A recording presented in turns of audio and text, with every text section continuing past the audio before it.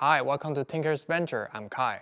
I want to make a quick video about extended travel coilovers for the Toyota Prado platform. How much travel exactly do they add? Is something entry-level like the Bilstein 5100's extended travel? Do you need aftermarket UCAs to run them?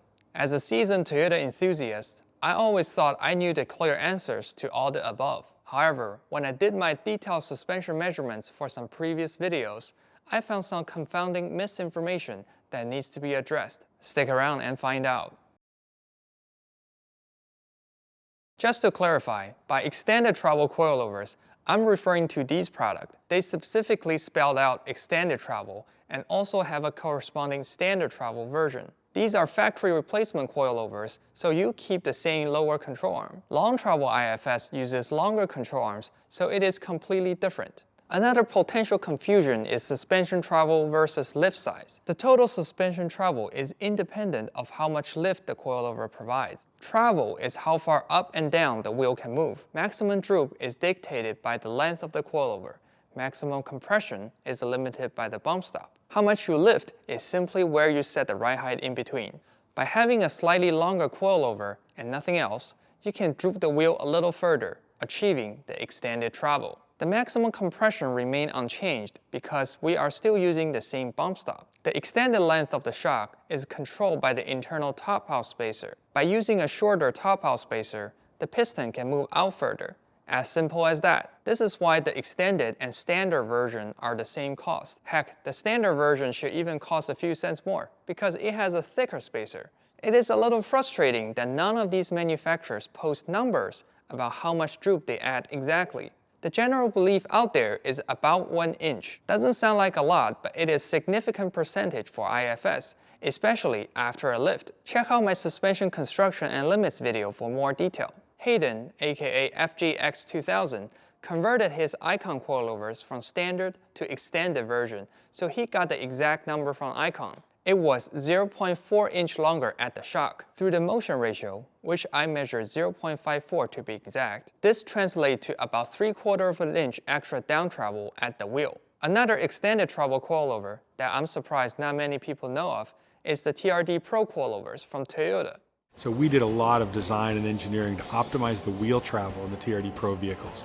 So we've got longer extended lengths, shorter compressed lengths on our shock absorbers. Tacoma TRD Pro suspension has all the lessons that we learned racing at Tacoma and Baja.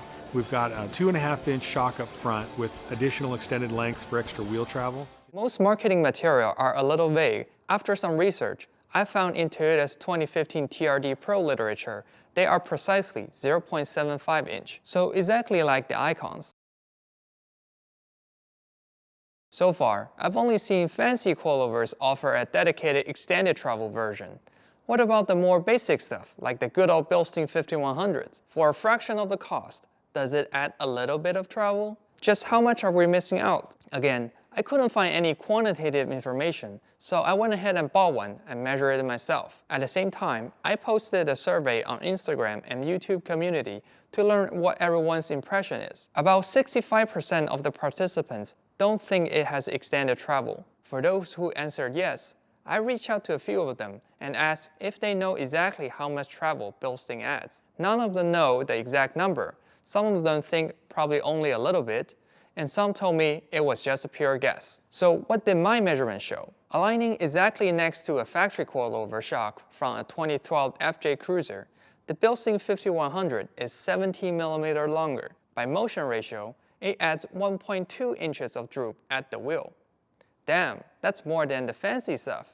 In addition, I measured the Ironman Phone Cell Pro is also 16 to 17 mm longer. It is interesting that neither Bilstein nor Ironman offer a standard travel version. Every single one out there is extended. They simply didn't market it that way. Here, I want to note that there are many other aspects to a shock, so I did not imply one shock is superior to another.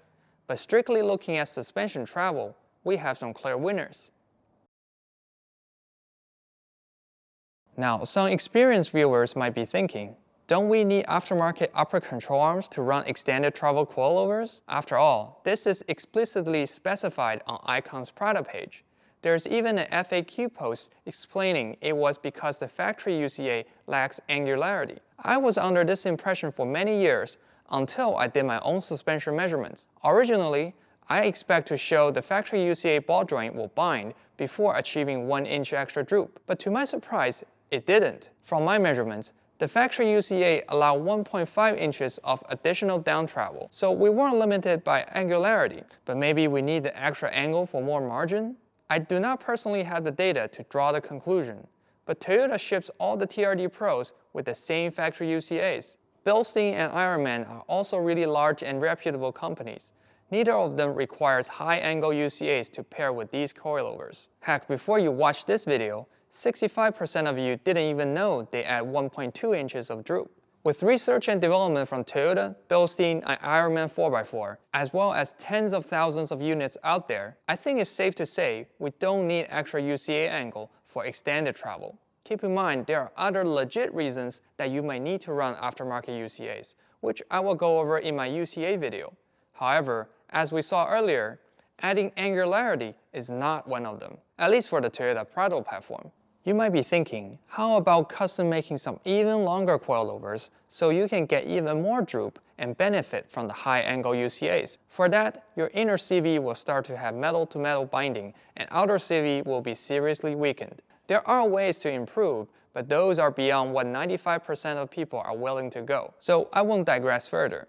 In my suspension construction and limits video, I made this statement. Unfortunately, not enough manufacturers offer an extended travel version. Most of them are the exact same length as stock coilovers. This was before I found out that the most popular coilover, Bilstein 5100, was actually extended. Now I wonder, maybe there are more brands and models that actually add travel, but simply didn't market it that way. In my 4 common myths about IFS lifts video, I made this statement. In fact, as long as you verify how much shock travel is left at bump stop, you can use the thin top-out spacers to add down travel to any standard travel coilovers. This still holds true, but you need to double check because your coilover might be already extended, but just not marketed that way. If you haven't already, please check out these 2 videos for more technical details referenced earlier in this video.